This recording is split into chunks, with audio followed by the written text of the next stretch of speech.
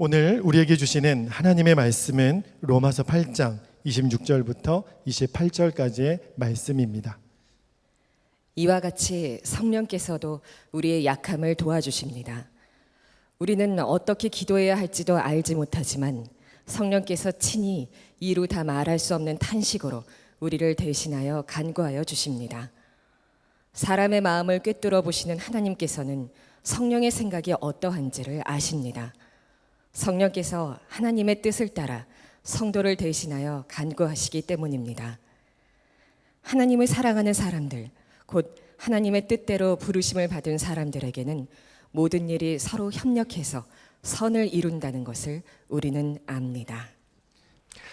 저는 오늘 설교를 준비하기도 그랬고 또 설교를 하면서도 하나님이 주시는 정말 기쁨이 있었습니다. 왜냐하면 너무나 놀라운 축복에 대하여 전하는 시간이기 때문에 그렇습니다. 우리 그리스도인들은 너무나 놀라운 도움을 받으면서 사는 사람입니다. 성령님이시죠. 우리 안에 오신 하나님이십니다. 여러분 생각해 보세요. 하나님께서 우리 안에 오셔서 우리를 도우신다면 얼마나 놀라운 삶입니까? 성령께서 우리에게 오시는 이유는 우리가 하나님의 자녀라는 것을 확증하기 위해서 그렇습니다. 보증으로 오신 거예요. 우리가 하나님의 자녀라는 것을 확실하게 보증하는 것이 성령이십니다. 우리 안에 오신. 근데 그 성령님은 또한 우리가 하나님 앞에 갈 때까지 우리 약함을 도와주십니다. 26절에 보면 성령께서도 우리의 약함을 도와주십니다. 우리가 그런 사람입니다. 저도 그렇고 여러분도 그렇고 하나님이 마음에 오셔서 도와주시는 삶을 사는 사람들입니다. 정말 황홀할 정도로 놀라운 일이고 행복한 것 아닙니까? 성령님은 우리에게 무엇을 도와주시나? 첫 번째는 기도를 도와주신다고 그랬습니다. 우리가 하나님께 드리는 기도를 도와주십니다. 26절에 보면 우리는 어떻게 기도해야 할지도 알지 못하지만 성령께서 친히 이루다 말할 수 없는 탄식으로 우리를 대신하여 간구하여 주십니다. 여러분 때때로 하나님께 기도를 어떻게 해야 될지 모를 때가 있잖아요. 또 내가 진짜 기도를 잘하는 걸까 그런 생각이 들 때도 있잖아요.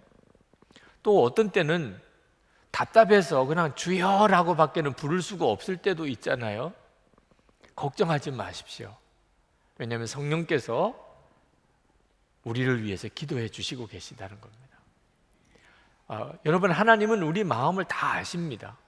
우리가 꼭 말로 기도를 안 해도 하나님이 우리 마음을 다 아십니다. 27절에 사람의 마음을 꿰뚫어 보시는 하나님께서는 성령의 생각이 어떠한지를 아십니다. 성령께서 하나님의 뜻을 따라 성도를 대신하여 간구하시기 때문입니다. 지난 금식성회 때 오신 분들은 들으셨고 또 보셨겠습니다만 임은미 목사님께서 케냐의 선교사로 계셨을 때 그때 이야기를 하시면서 우리가 어떤 때는 정말 기도할 수가 없어서 주여라고만 불러도 훌륭한 기도가 된다는 것. 우리가 주여라고만 불러도 하나님은 다 아신다는 것. 우리의 기도를. 그 말씀을 영상으로 보여주셨어요. 이 시간에도 영상으로 여러분들에게 좀 보여드리고 싶습니다.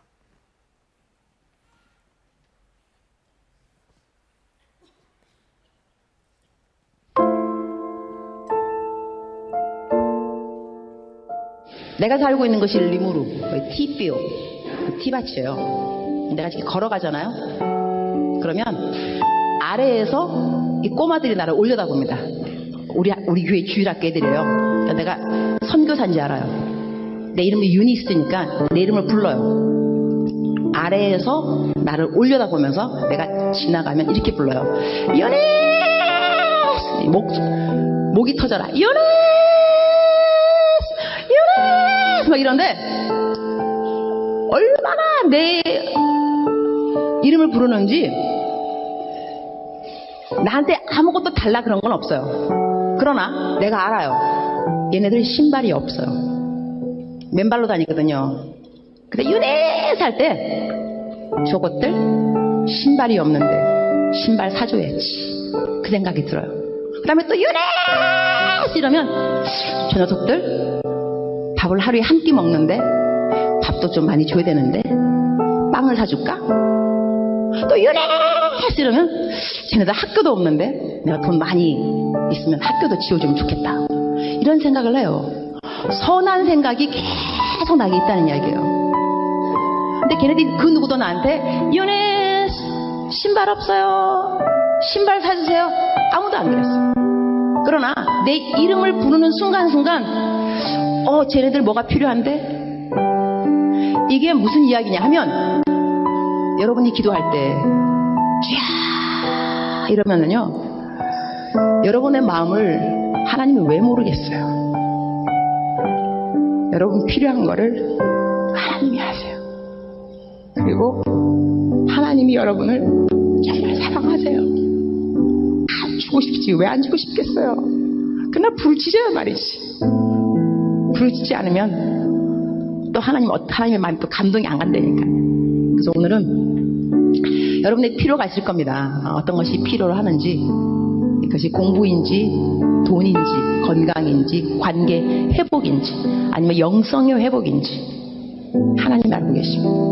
겉으로 크게 내가 말로 표현하기 싫으면, 어려우면, 불편하면 그냥 주여 이름을 부르세요. 주여, 주여. 여러분 은혜가 되십니까? 기도의 힘이 되십니까?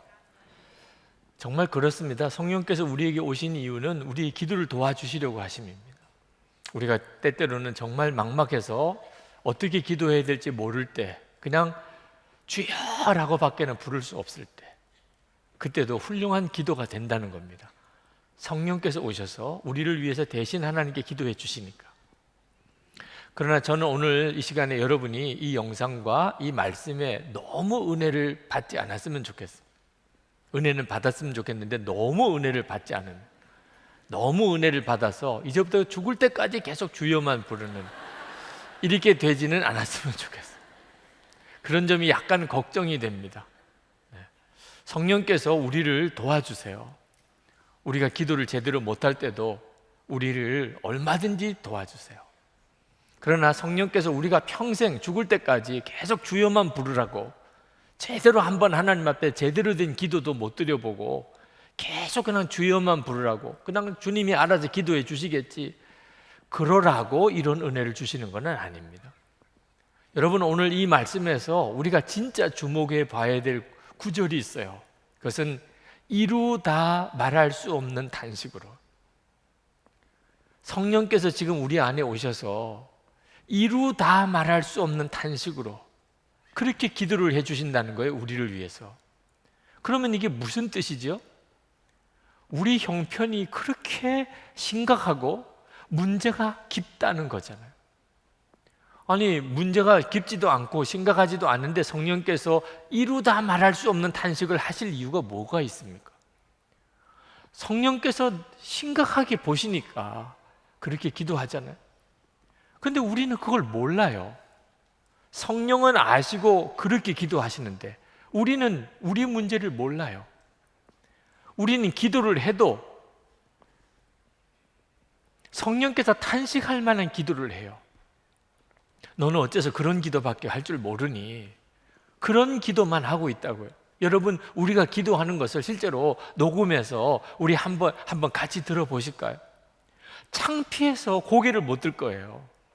내가 밥을 먹을 때, 잠을 잘 때, 아침에 일어났을 때 이렇게 교회에 와서 그냥 이렇게 내 마음속에 일어나는 기도를 다 녹음해서 들어보면 결국은 좀 더 편하게 해주세요, 고통은 없애주세요, 좀 더 잘 살게 해주세요, 좀 더 잘 먹게 해주세요, 그냥 나밖에 없어요.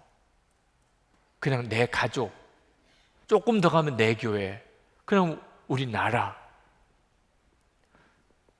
우리 기도가 그런 기도밖에 안 된다고요. 그러니까 성령께서 탄식한다고요. 왜냐하면 우리의 문제는 너무 심각한데 우리가 그렇게밖에 기도를 못하니까. 지나고 난 다음에 보면 아무것도 아닌 문제들, 오히려 없었으면 더 좋았을 것 같은 것들을 구하느라고, 어린 애들도 아니고 말입니다. 그런 수준의 기도밖에는 못하는 우리를 보시고 성령께서 이루다 말할 수 없는 탄식으로 기도를 하신다고요. 저는 고등학교 지나갈 때 입시에서 실패를 했던 적이 있습니다. 합격자 발표를 보는 날 제가 명단에 없다는 것을 알고 저 개인적으로도 크게 실망을 했지만 가장 머리에 떠오르는 분이 아버님이셨어요.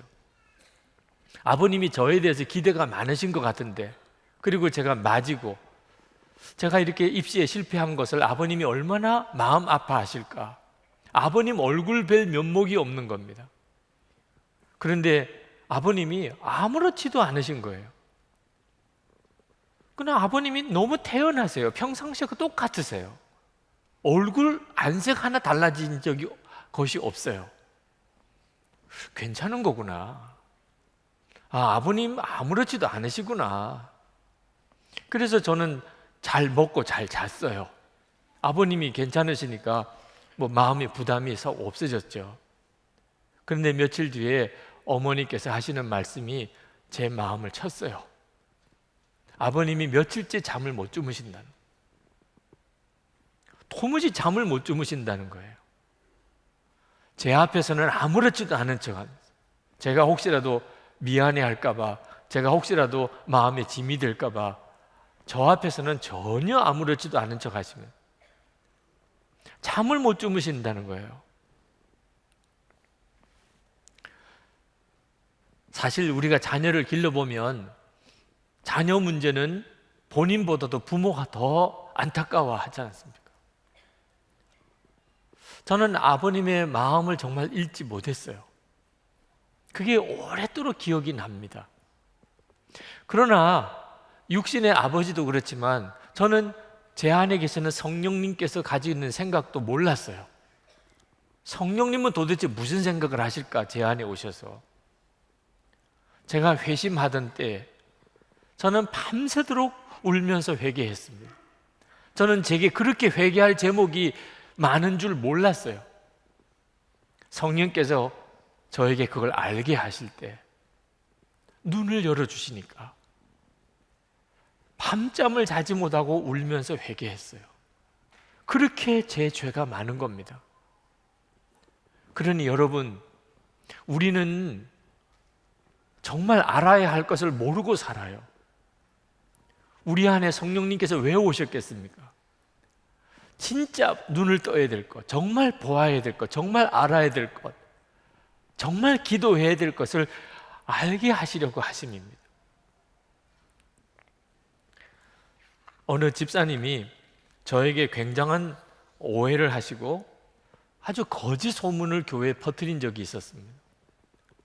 그 소문이 있다는 것을 제가 듣고는 엄청나게 마음에 상처가 되고, 그 소문을 믿은 교인들도 너무 배신감이 느껴지고 말할 수 없이 화가 났습니다. 그러나 더 힘든 것은 주님이 아무 말을 하지 말라는 겁니다. 그 일에 대해서 아무 말을 하지 말라는 거예요. 그러니 저는 사람들이 저를 오해해서 거짓 소문을 믿는 줄 알면서도 말하거나 설명하거나 해명을 못하는 거죠. 그건 정말 죽는 것 같았어요. 기도도 할 수 없었어요. 내가 이러다가 진짜 속이 썩어서 죽겠구나, 그런 생각이 드는데 나도 모르게 튀어나온 기도가 나는 죽었습니다. 하나님, 유기성이는 죽었습니다. 정말 제가 죽지 않으면 견딜 수 없다는 느낌이 들었어요. 그 기도를 한 10번은 한 것 같습니다. 나는 죽었다는 고백을. 근데 참 놀라운 일이 벌어졌어요. 너무나 놀라운 평강이 갑자기 마음에 임하는 겁니다. 이것이 죽음인가 보다, 그런 생각이 들었어요. 억울한 마음도 없어지고, 분노도 사라지고, 섭섭한 마음도 사라지고, 그러니까 진짜 살 것 같은 거예요. 이제 무슨 기도를 해야 될 것 같은데 무슨 기도를 해야 되나? 그래서 주님의 마음을 주십시오.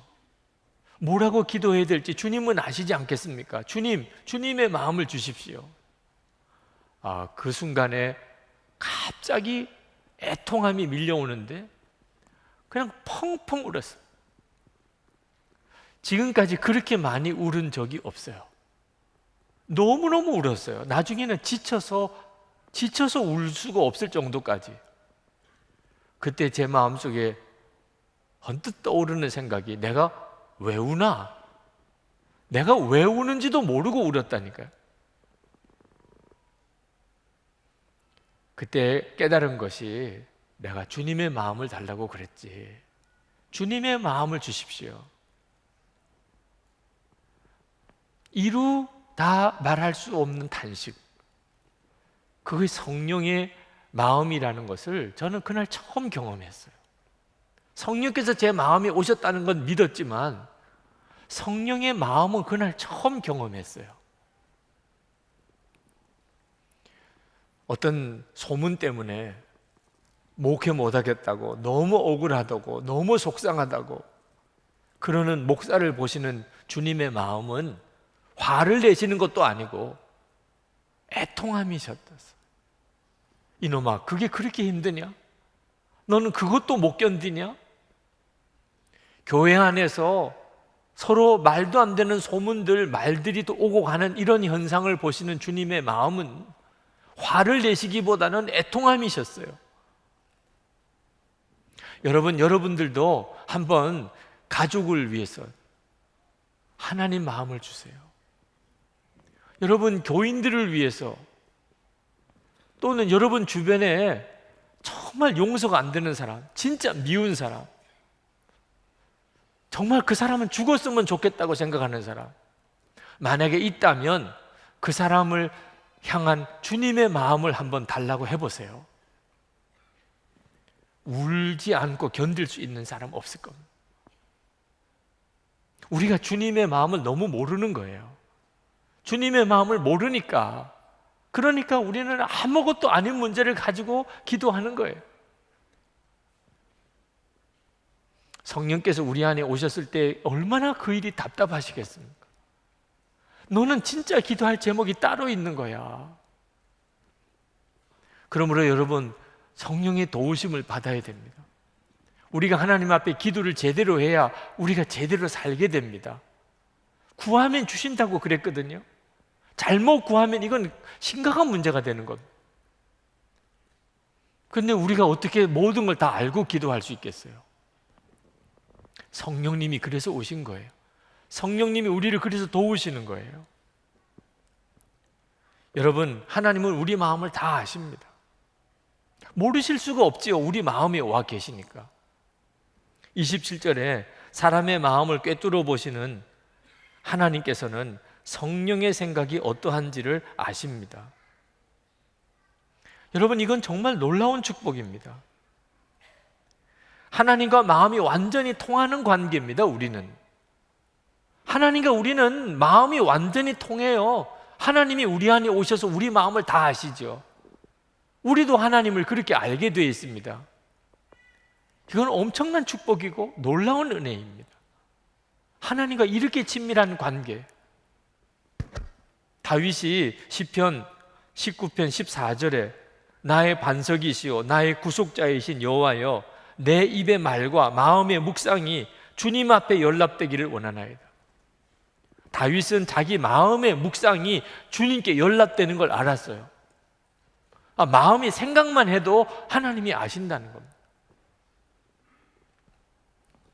우리야말로 진짜 그렇습니다. 여러분, 하나님을 기쁘시게 하는 것은 어렵지 않아요. 아주 쉬운 일이에요. 여러분이 마음으로 하나님이 기뻐하시는 생각을 하면 하나님을 기쁘시게 할 수 있어요. 여러분의 마음이 하나님이 기뻐하는 생각만 하면. 그러나 이 말씀은 또 한편으로는 굉장히 두려운 말씀입니다. 우리가 만약에 성령께서 내 마음에 계시다는 것을 진짜 믿지 못하면, 그러면 우리는 마음으로 짓는 생각으로 하나님 앞에 엄청난 죄를 짓는 거예요. 하나님을 면전에 두고 우리가 막 거친 말을 하고 욕을 하고 화를 내고, 이게 말도 안 되는 일이죠. 만약에 우리가 눈을 떠서 하나님을 뵙는다면 이건 상상도 안 되는 일입니다.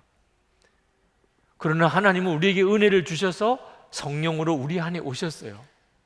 그런데 우리가 마음속으로 누구를 향하여 화를 내면 그건 하나님께 짓는 죄예요. 내가 어떤 일로 인해서 나쁜 생각을 품으면 그건 하나님의 얼굴에다가 아주 먹칠을 하는 겁니다. 이런 죄를 짓고 사는 거예요, 우리가. 성령의 근심이라고 그랬습니다. 에베소서 4장 30절에.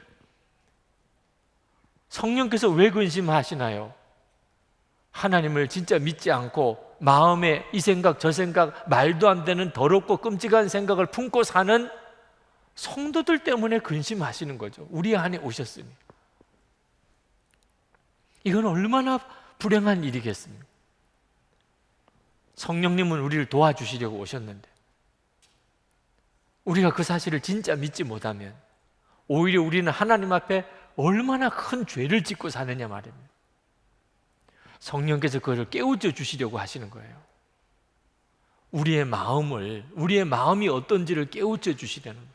여러분, 성령의 사람은 성령의 어떤 특별한 체험을 했거나 또는 기적을 경험을 한 사람을 말하는 게 아닙니다.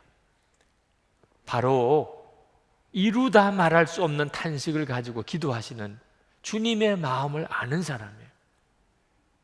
나라를 위해서 기도해도, 교회를 위해서 기도해도, 가족을 위해서 기도해도, 나 자신을 위해서 기도해도 성령의 그 마음을 아는 사람입니다.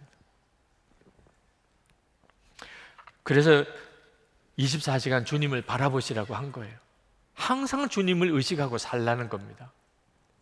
여러분이 여러분의 마음에 이미 와 계신 성령님을 진짜 믿고 여러분의 마음의 묵상이 그대로 하나님께 올라간다는 걸 진짜 믿고 하나님은 여러분의 마음을 알고 계시다는 걸 믿고 여러분의 마음을 항상 주님을 바라보는 시선을 고정하고 하나님이 기뻐하시는 생각으로 여러분 한번 살아보십시오. 여러분이 얼마나 놀라운 축복을 받은 사람인가를 알게 됩니다.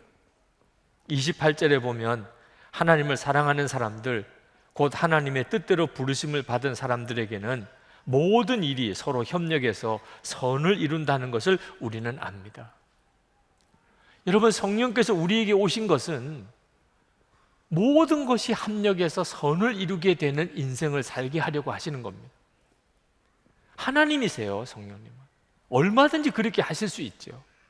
우리가 실패자라도, 우리에게 어려움이 많아도, 우리가 아무리 약해도 우리를 도와주시는 분이 성령님이시라니까요. 그 성령님께서 우리가 실수한 거, 실패한 거, 좌절한 거, 낙심한 거, 뭘 제대로 못하는 거 다 모아가지고 결국은 합력하여 선을 이루신다. 이건 놀라운 일이고 또 그 간증은 많습니다. 저는 오늘 여러분에게 책 한 권을 또 소개해 드리려고 하는데, 하형록 목사님, 우리 교회에 오셔서 주일에 설교도 하셨죠. 그분이 이번에 P31이라고 하는 제목으로 책을 쓰셨습니다. 이 P31은 잠언 31장을 말하는 것입니다. 하형록 목사님은 어려서 미국에 이민을 갔습니다. 미국 최고의 명문 대학을 졸업했습니다. 29살에 회사의 중력이 됐습니다. 돈을 잘 벌었어요. 근데 어느 날 고속도로에서 교통사고가 났습니다. 갑자기 의식을 잃은 겁니다. 병원에 가서 진단을 해보니까 심장이 완전히 망가졌어요. 심장 이식 수술을 해야 될 정도. 그냥 다른 치료가 없고 심장을 완전히 이식을 해야 됩니다. 그때 당시만 해도 심장 이식이 미국에서도 아주 어려운 수술이었던 때 생명의 위기가 온 겁니다. 그동안 벌어놓은 거 다 없어졌어요. 딸 둘, 어린 딸 둘, 아내 남겨두고 이제는 정말 죽을까 살까 하는 순간이 온 거죠. 그때 하영록 목사님이 하나님 앞에 간절히 기도한 것은 심장을 고쳐달라는 것이었습니다. 그렇지 않았겠어요? 심장을 고쳐주십시오. 심장 이식 수술을 했습니다. 그러나 부작용이 있어서 두 번째 심장 이식 수술을 해야 됐습니다. 한 번 하기도 끔찍한 일인데 두 번 심장 이식 수술을 해야 됐습니다. 그때 기도가 달라졌습니다. 성령의 체험을 했습니다. 내가 심장만 고쳐달라고 해서 될 게 아니구나. 심장이 고쳐지면 그러면 또 옛날처럼 살 거 아니야? 내가 지금 필요한 것은 심장이 고쳐지는 게 아니고 나 자신이 고쳐지는 것이어야 하는 거구나. 그래서 하나님 앞에 그때부터 기도하기를, 하나님 나를 고치세요. 새 삶을 살게 해주세요. 완전히 새로운 삶을 살게 해주세요. 그리고 그가 병원에 있는 동안에 성경을 2번 통독을 했습니다. 그때 평소에는 전혀 눈에 들어오지 않던 성경 구절이 하나 눈에 들어왔습니다. 마태복음 22장 39절 말씀입니다. 내 이웃을 내 자신같이 사랑하라. 그전에는 이런 성경 구절은 눈에 들어오지 않았습니다. 오직 성공해야지, 오직 돈 벌어서 잘 살아야지, 그렇게 살았습니다. 그런데 그렇게 성공하고 돈을 많이 벌어도 다른 사람에게는 아무런 도움이 안 되는 삶을 사는 겁니다. 자기는 성공을 했는데 다른 사람에게는 아무런 영향이 없는 겁니다. 이런 인생은 진짜 축복의 인생이 아니구나. 하나님의 자녀들은 자기가 잘 되는 것은 다른 사람에게 유익한 것입니다. 다른 사람에게 도움이 되도록 사는 것이 진짜 복된 삶이라는 것을 깨달았어요. 그래서 그는 그때부터 기도 제목이 다른 사람을 도와주며 살기 원합니다. 사업을 새로 시작했습니다. 그 새로 시작하는 회사에 비전을 정하기를, 우리는 어려운 자를 위하여 존재한다, 그렇게 정했습니다. 주차장, 신개념의 주차장 건축 회사를 세웠습니다. 회사가 너무너무 부흥을 했습니다. 그 회사의 경영 원리가 잠언 31장입니다. 철저하게 잠언 31장에 있는 말씀대로만 회사를 경영했는데 회사가 그렇게 성공한 거예요. 오바마 대통령이 당선되고 미 연방정부에서 건축과학과 관련된 분야의 자문위원으로, 백악관 자문위원으로 그렇게 선정이 됐습니다. 한국에서 KBS 글로벌 성공시대에 이분의 이야기가 소개가 됐습니다. 그런데 글로벌 성공시대에 그분의 이야기가 소개가 됐지만 진짜 중요한 부분이 빠졌어요. 그분이 성공했다는 게 중요한 게 아닙니다. 성경 말씀대로 회사를 경영했는데도 성공했다는 게 중요한 거죠. 그런데 KBS에서는 공영방송이라 그런 내용은 방영할 수가 없다고 그래서 성공한 내용만 소개를 했습니다. 하나님께서 진짜 이야기를 전해야 할 내용을 전해야 하겠기 때문에 저를 만나는 어떤 계기가 되었습니다. 저희 교회도 오셨고 그래서 책을 출판하게 됐습니다. 그 책이 이 책입니다. 이 책 속에는 단순히 하영록 목사님이 얼마나 성공했느냐 하는 이야기가 들어있는 게 아니고 성경 말씀으로 어떻게 그렇게 성공했느냐고 하는 것을 쓰고 있어요. 하영록 목사님은 큰 회사의 CEO지만 또 동시에 그는 목사입니다. 교회에서 목사로 세웠어요. 두 가지 다 아무런 어려움이 없대요. 회사 CEO나 교회 목사나. 왜? 똑같은 원리로 하니까. 똑같은 원리로. 성령님은 이렇게 우리를 도와주시는 거예요. 우리에게 어떤 실패가 있든지 어떤 좌절이 있든지 어떤 어려움이 있든지 성령님께서 도와주시기 시작하면 그러면 정말 놀라운 삶을 살게 되는 겁니다. 저는 저 개인적으로 이 로마서 8장 28절 하나님을 사랑하는 자 곧 그 뜻대로 부르심을 입은 자들에게는 모든 것이 다 합력하여 선을 이루느니라. 이 말씀은 저의 말씀 기도입니다. 제 개인적인 말씀 기도예요. 하나님, 이 말씀이 저에게 이루어지기를 원합니다. 저는 개인적으로 제 삶에 실패가 있어요. 좌절도 있습니다. 하고 싶은 거 못한 것도 많아요. 생각할수록 부끄러운 순간들도 너무 많습니다. 지난 날을 돌아보면 너무 아쉬워요. 그런데 성령께서 도와주시려고 오셨다는 것. 결국은 선하게, 모든 것이 다 선하게 그렇게 결론 지어지게 만들어 주신다. 그러면 된 거잖아요. 실패가 있어도, 좌절이 있어도, 좀 부끄러운 일들이 있어도 결국은 선하게 만들어 주신다. 하나님, 그렇게 되기를 원합니다. 여러분들도 아마 여러분의 인생의 마무리가 어떻게 될지 궁금하신 분들이 있으실 겁니다. 내 인생은 정말 해피엔딩으로 끝날까? 여러분들도 실패가 있으실 거예요. 좌절도 있으실 겁니다. 낙심스러운 것도 있으실 거예요. 지금도 절망 가운데 있는 분도 있으실 거예요. 그래서 성령님이 오신 거라니까요. 성령께서 여러분을 도우시려고, 여러분들이 실패하고 좌절하고 낙심하고 모든 것들을 다 협력하여 결과적으로는 선을 이루게 만들어 주신다니까. 여러분, 그 성령님이 이미 여러분 안에 오신 걸 모르십니까? 그 성령님을 주목하시고 사셔야 됩니다. 문제는 우리가 정말 모든 것이 협력하여 선을 이루는 그 사람에 해당되느냐 하는 거겠죠.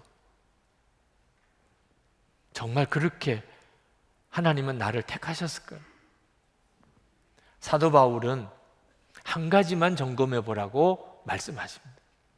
정말 나는 모든 것이 합력하여 선을 이루는 그런 사람이 택함을 받은 사람일까? 하나만 점검해 보라는 거예요.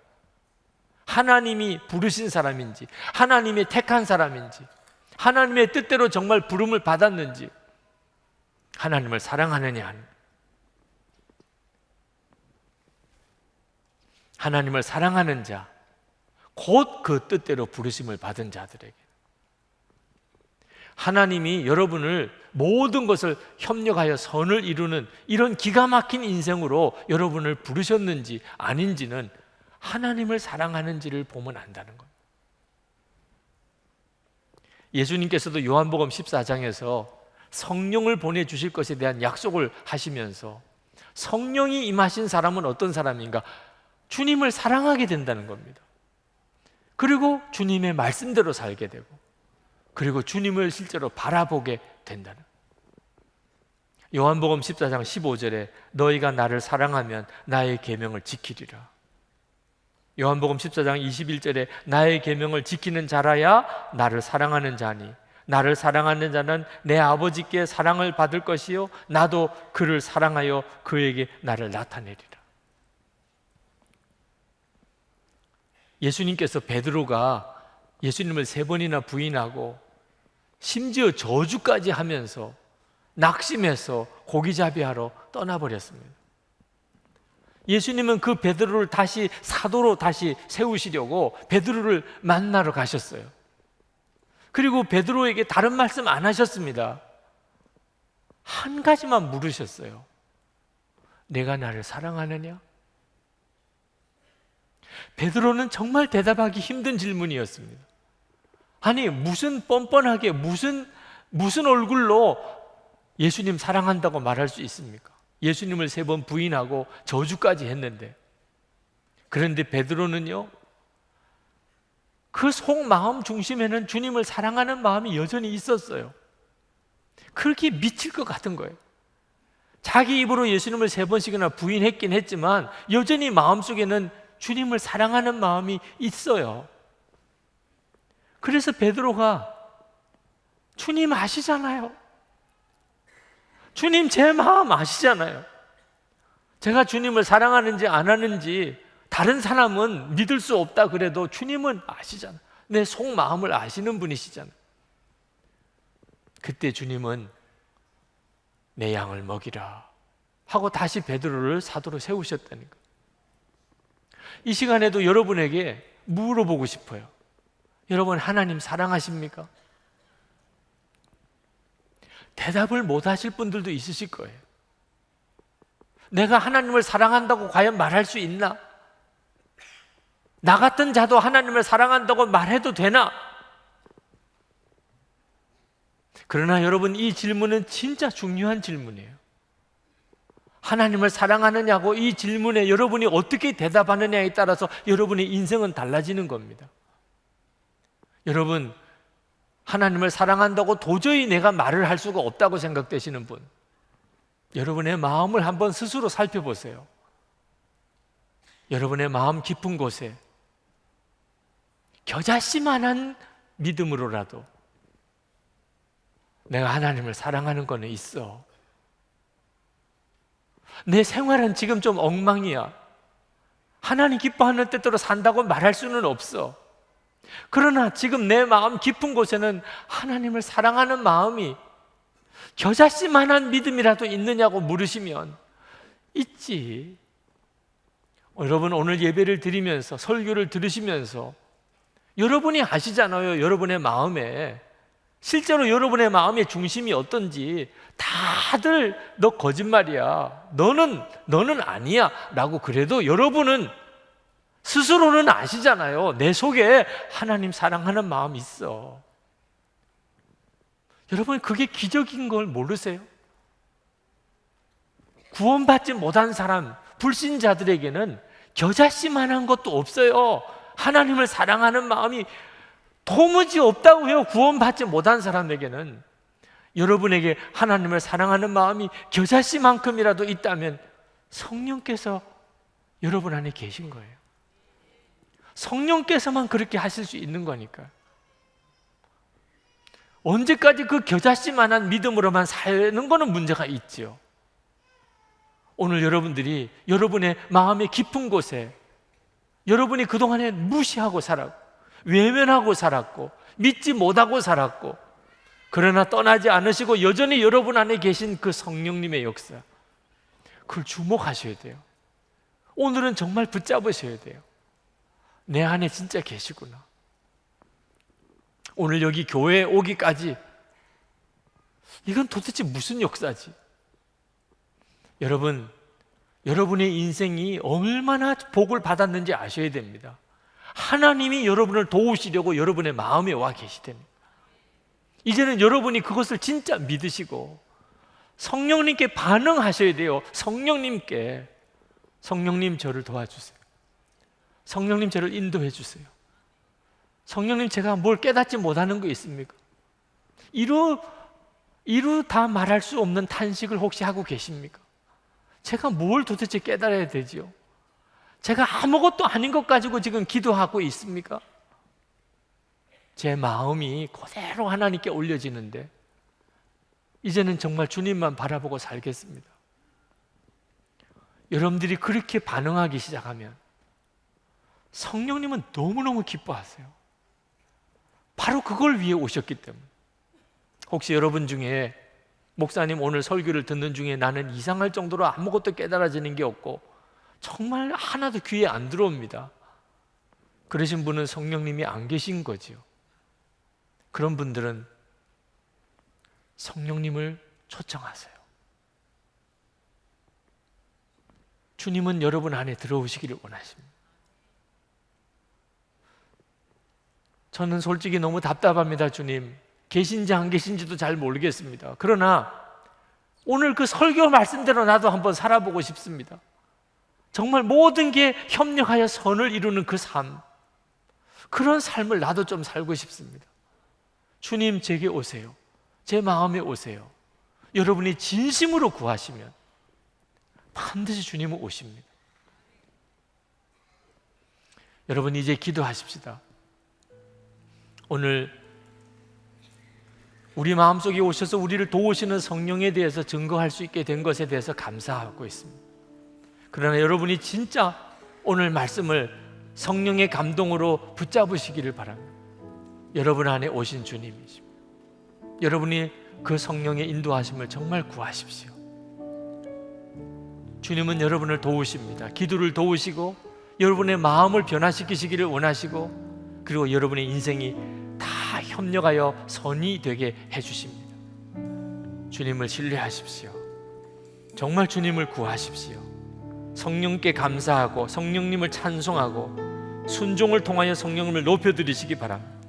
다 같이 통성으로 기도하겠습니다. 은혜와 사랑이 충만하신 아버지 하나님, 놀라우신 하나님의 은혜를, 하나님의 놀라운 역사를 인하여 찬양합니다. 주님 주시옵소서. 아버지 하나님, 우리에게 성령을 주시기를 기뻐하시는 주님, 저희들이 그 은혜를 인하여 감사를 드립니다. 우리를 도우시기 위해서 오신 주님, 우리는 너무 약합니다. 하나님, 우리는 너무 더럽습니다. 하나님, 우리는 고집이 너무 셉니다. 너무 미련합니다. 우리는 진짜 중요한 게 뭔지를 전혀 알지 못하는 철없는 자와 같습니다.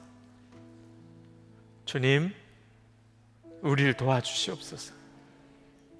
이제 주님을 향하여 우리가 정말 마음을 열고 이루다 말할 수 없는 탄식이 있으시면 왜 그런지를 알기를 원합니다. 우리가 그 점에 대해서 눈뜨기를 원하며 우리가 진짜 기도해야 될 제목을 알기를 원합니다. 하나님, 우리의 마음을 하나님 앞에 늘 올려드리는 삶을 살기 원합니다. 그것으로 충분하다고 하셨으니 주님, 그렇게 되기를 원합니다. 24시간 주님을 바라보며 언제나 성령의 도움을 구합니다.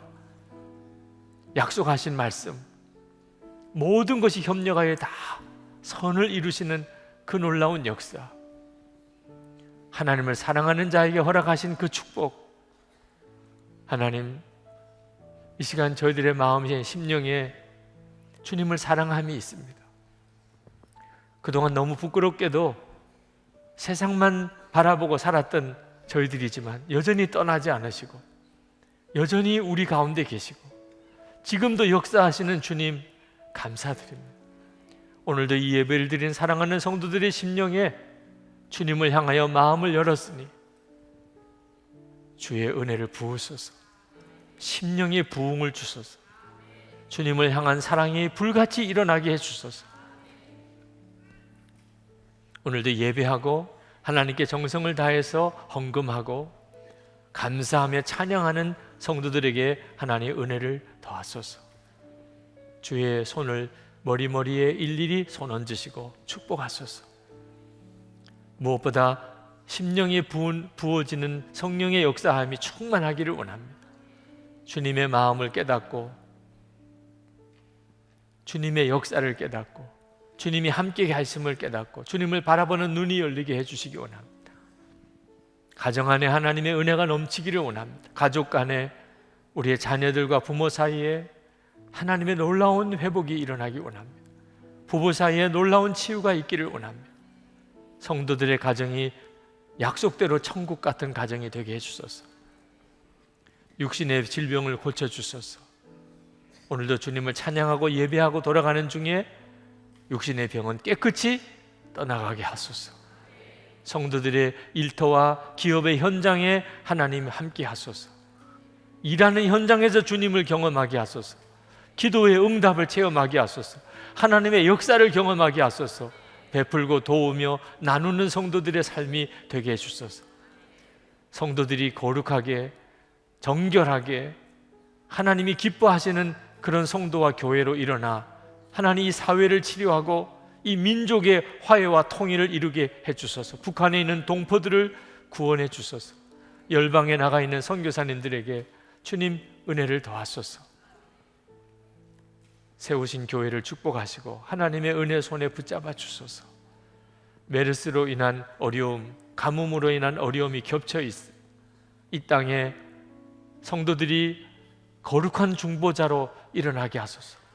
위기의 때에 성도들과 교회가 거룩한 중보자로 제 역할을 감당할 수 있게 주시옵소서. 주여, 저희들을 주님께 온전히 맡겨드립니다. 예수 그리스도 이름으로 간절히 기도합나이다. 아멘.